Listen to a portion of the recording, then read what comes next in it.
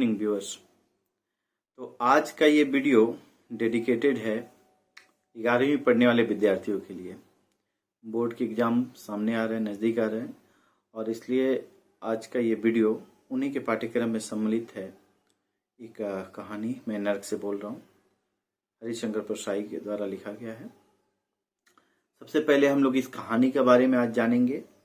कहानी की मूल कथा वस्तु क्या है, उसके बाद इसके उद्देश्य पे, इसके शीर्षक पे आगे हम चर्चा करेंगे धीरे धीरे। ठीक है, तो चलिए आगे बढ़ते हैं। सबसे पहले समझते हैं कहानी क्या है, इस कहानी में बोला क्या गया है, ताकि जो भी बच्चे बोर्ड के एग्जाम दे रहे हैं उनको एटलीस्ट इस कहानी को सुन के, वीडियो को देख के आंसर लिख पाए कि हाँ, ये कहानी में ये मूल रूप से, ये कहानी की स्टोरी ये थी और इस मूल रूप से इस बात को उठाया गया था। ठीक है, तो चलिए संक्षेप में हम पहले कहानी को समझ लेते हैं, कहानी है क्या। तो इस कहानी की शुरुआत कुछ इस तरह से होती है कि लेखक मरकर बोल रहा है। लेखक की मृत्यु हो जाती है और मृत्यु होने के बाद उसकी जब आंखें खुलती है तो अपने आप को नर्क में पाता है।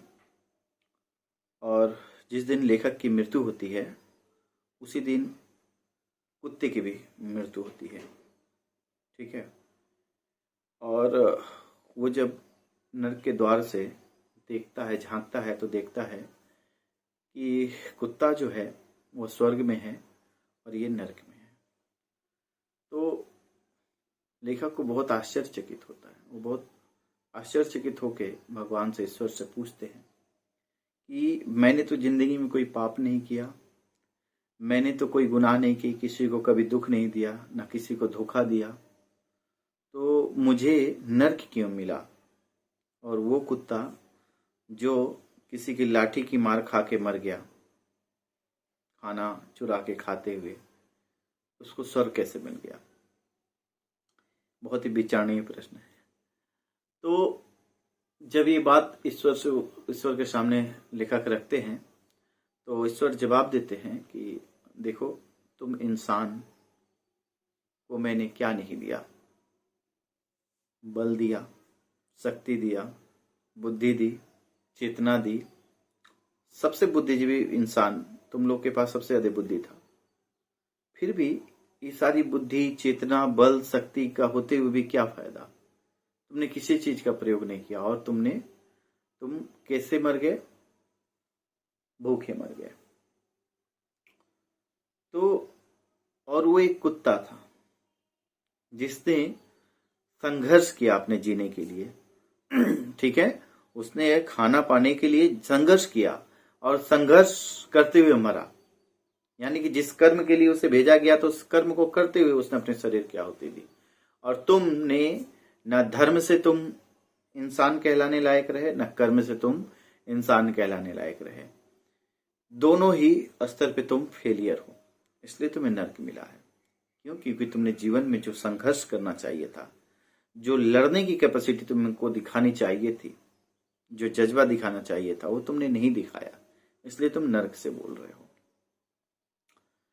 अब यहाँ पे बहुत सारी बातें कहानी में लेखक बताते करे। जो नीचे पृथ्वी लोक पे जो ये पता चला है कि लेखक बिन खाए नहीं मरा है, उसने तो आत्महत्या कर ली है।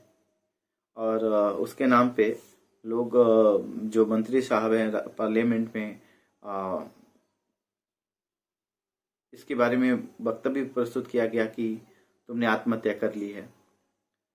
तो लेखक बहुत आश्चर्यचकित होते कि अरे मैंने आत्महत्या नहीं की, मेरी जान तो भूख से गई है। ठीक है, तो ये कहानी है जिसमें लेखक जिंदा नहीं रह के मर के बोल रहे हैं, क्योंकि कहीं ना कहीं हरिशंकर परसाई इस कहानी के माध्यम से हमें ये दिखाना चाहते हैं, या समझाना चाहते हैं, बताना चाहते हैं कि हम आज एक ऐसे दौर में जी रहे हैं जहां पे जिंदा लोगों की बात कोई नहीं सुनता है।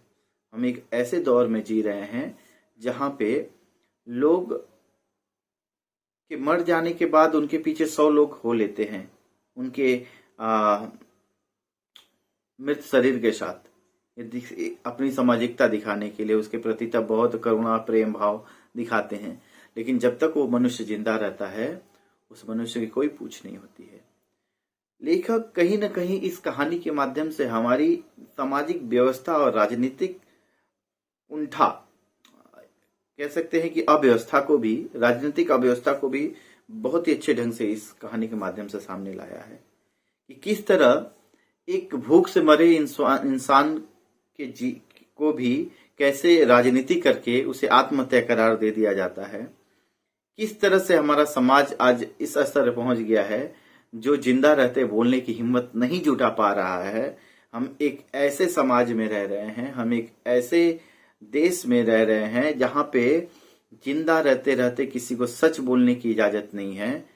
ऐसे देश में तो फिर इंसान के पास क्या दूसरा रास्ता रहता है, फिर तो वो मरकर ही बोलेगा। और इसलिए कभी मरकर अपनी आवाज को बुलंद कर पा रहे हैं, बोल पा रहे हैं, क्योंकि वो नर्क में पहुंचे हैं। इसका भी एक वाजिब कारण लेखक ने कहीं न कहीं यह दिखाने की कोशिश की है कि इंसान का जीवन जो है ना, वो लड़ने के लिए, संघर्ष करने के लिए है, अपने कर्मों को करने के लिए है। इंसान अब इतनी चेतना, इतनी बुद्धि, इतनी शक्ति लेने के बावजूद अगर भूखे मर जाए तो उस इंसान जीवन का क्या फायदा है? कोई अर्थ नहीं, कोई मतलब नहीं है इस इंसानी जीवन का कि अगर वो उसे भूखे मरना पड़ रहा हो, अगर उस इंसान को अपने लिए 2 वक्त की रोटी का वो जुगाड़ नहीं कर पा रहा हो, फिर उसकी बुद्धि, चेतना, शक्ति, बल किसी का कोई मतलब नहीं है। यही मूल रूप से लेखक जो है इस कहानी में दिखाना चाहते हैं। पहला। दूसरा कि क्या करना क्या चाहिए, संघर्ष करना चाहिए हमें अपने जीवन जीने के लिए, अपने जीवन को बेहतर बनाने के लिए, अपने समाज को बेहतर बनाने के लिए हमें क्या करना है? हमें संघर्ष करना है, संघर्ष करके आगे बढ़ना है।